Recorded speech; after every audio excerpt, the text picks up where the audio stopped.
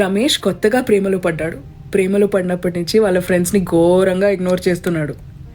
ఎప్పుడు చూడు గర్ల్ ఫ్రెండ్తోనే. అలా ఉన్న టైంలో తనకి ఒక కాల్ వచ్చింది.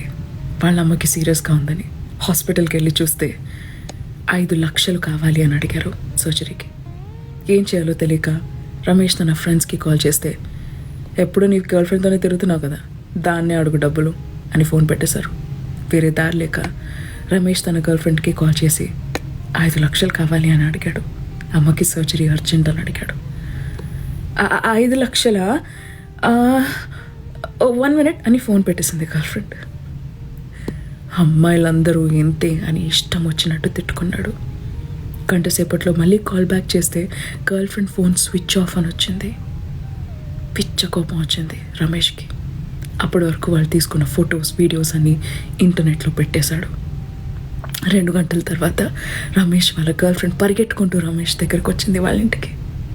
చేతిలో 5 లక్షలు తీసుకొని, డబ్బులు అరేంజ్ చేయడానికి ఇంత టైం పట్టింది, సారీ ఫోన్ కూడా అమ్మేశాను, 1 లక్ష తక్కువైందని, పద హాస్పిటల్కి వెళ్దాం, ఆంటీకి ఏం కాదు అని మాట్లాడుతూనే ఉంది. రమేష్కి ఏం చేయాలో తెలియలేదు.